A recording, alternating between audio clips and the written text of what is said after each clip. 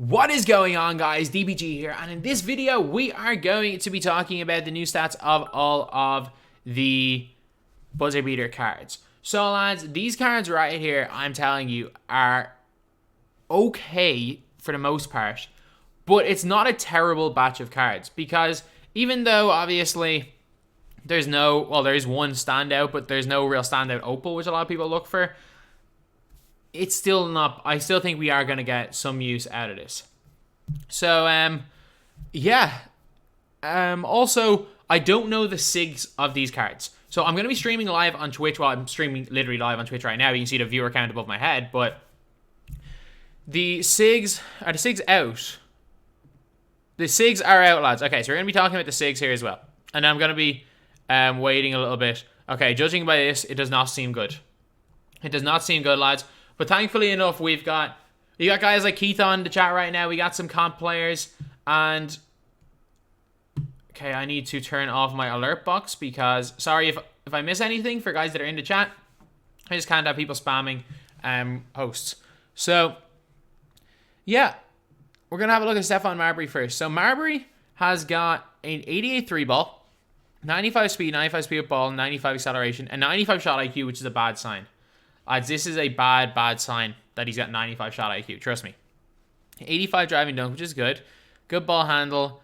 Good enough lateral quickness to check the badges. He's got 20 Hoff badges. Gold range. He's not going to be good.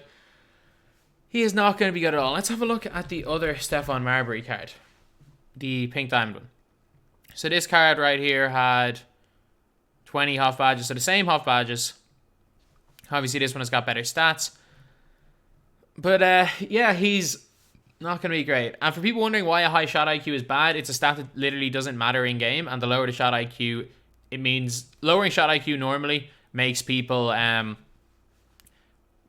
brings them lower rating. So if you see someone with low shot IQ, it means they're normally better than the rating would suggest. And even fortunately is a higher one.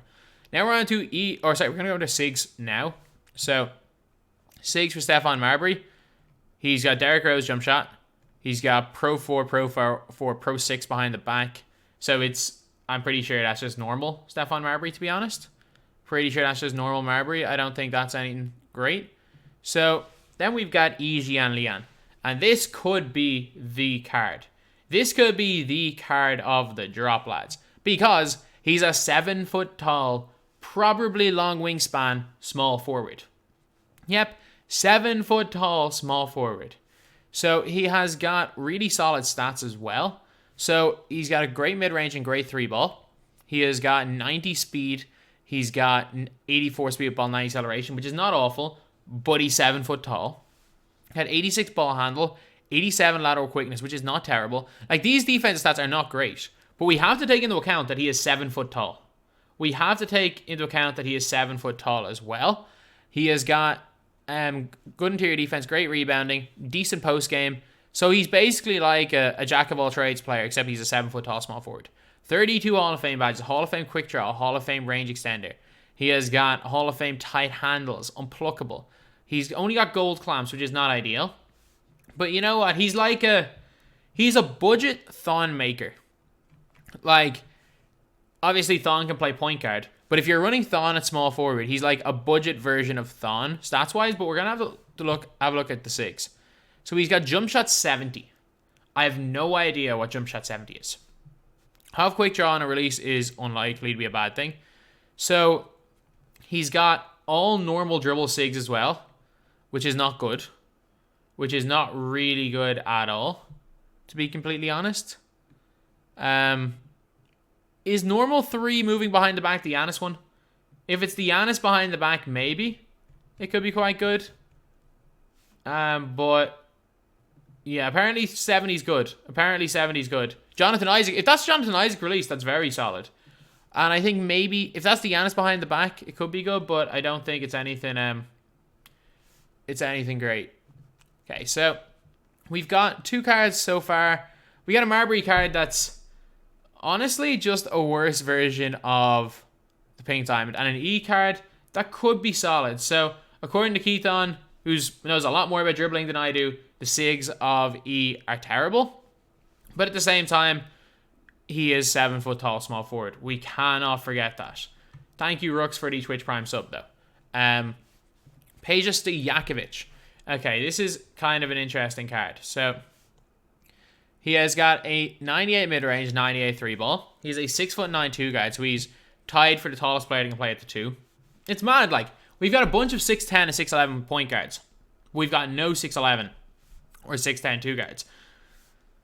88 ball handle. He's got 89 speed, 87 speed of ball, 89 acceleration, which is not terrible, but not great.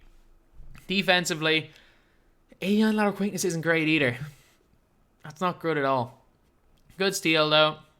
And let's have a look at the badges. 40 Hall of Fame badges. All the shooting ones. Got quick first step, got clamps, got like intimidator goals. So, like, badges-wise, he should be okay. So, it's all kind of about his release and his dribbling. So, Peja has got jump shot 35 with upper Chris Paul. I have absolutely no idea which one 35 is. Oh, 35 is good, isn't it? 35 is good, isn't it? From what I remember. Also, Peja, sorry, only has a 75 dunk, which isn't good. 75 dunk is also a big weakness. But again, like, I wouldn't really be using Peja to attack the basket. I'd be using him more as a just spot up shooter. So apparently 35 is not the greatest. Oh, those dribble moves are bad. I'm not a dribbler, but even I know that normal 1, normal 4, normal 4, normal 4, normal 1, normal 5 is not good at all. Even, like, I'm not a dribbler, and even I know that's bad. Okay, so that's not ideal. That is not ideal at all. And you know it's bad when even the pro-am guys right in this chat don't even know what base 35 is. You know that that's bad. You know it's a bad sign. So, yeah. Yeah, that's 35. No, 38's Bingo Smith. Bingo Smith. If he had base 38, then it would be a different story. If he had 38, it would be a different story. But now we have got probably the best defensive player in the game in Mutumbo. But like Mutumbo has got an okay mid-range, only a 45-3, which is killer. It's killer, lads. Like, as much as people like to say that you don't need shooters, not even that you need a shooter, you can just get shooters. You can get guys to shoot the ball. Like, got really nice speed. Really nice speed. Okay, if base 35 is the grid now, then that's definitely better than Page's previous release. But 81 ball handle, so you need a coach. Basically, you need either a shoe and Hall of Fame floor general, or you need Terry Stotts and Hall of Fame floor general. So it's not that easy to make him speed boost. He's got 99 block, 99 pass reception. Like, he's going to be the best defensive big man in the game. However, he can't shoot. He's got 42 Hall of Fame badges. He's got like quick draw, quick first step Hall of Fame, which he's got unpluckable, which is alright, I guess. Every defense badge Hall of Fame. And yeah, like, it kind of reminds me of this guy. It kind of reminds me of this card right here. Obviously, Hibbert doesn't quite have the perimeter defense, but like, he's not that much better than Hibbert. Like, I actually know he's way faster than Hibbert. He's way faster. I didn't realize how slow Hibbert was, but no, he's going to be a lockdown defender. He's going to be a lockdown defender. The problem is that when you're using a card like this, you can just paint it. And any card in this game that allows a person to paint sit isn't a great card. Like, if you're running a card, if I ever come up against this guy, I'm literally sitting hard off balling at my center all game and putting everyone to smother deny, because I know for a fact that even if I get beat backdoor, I've always just got the center that's being completely gapped. So there are huge disadvantages to running non-shooting centers. However, Mutombo's not terrible. He's not like there. Certain people will be able to find a role for him, and certain people will be very, very effective with him.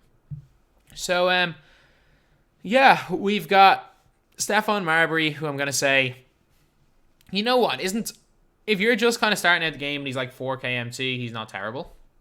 Apparently, he has got Jonathan Isaac's release, which I think is one of the best in the game, in terms of just purely catch and shoot. Maybe it's just because I know the release like the back of my hand, but E is going to be a baller. E is going to be a baller. Peja, not going to be great. And Mutumbo, not. He's going to be okay, but he's like a better James Donaldson. But yeah, so E is the only real relevant player here. Even with Dwayne Wade, or even with Marbury, Dwayne Wade exists, so there's no point in getting a Stefan Marberry.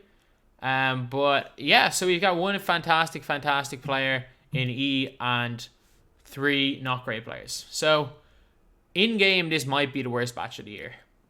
No, it's not. E could be a game changer. E could be a game changer because the fact he's a game changer, this probably isn't going to be the worst batch of the year, but it's not a great batch, to be honest. But anyway, that's the video. Thank you guys for watching. Please like, comment, and subscribe.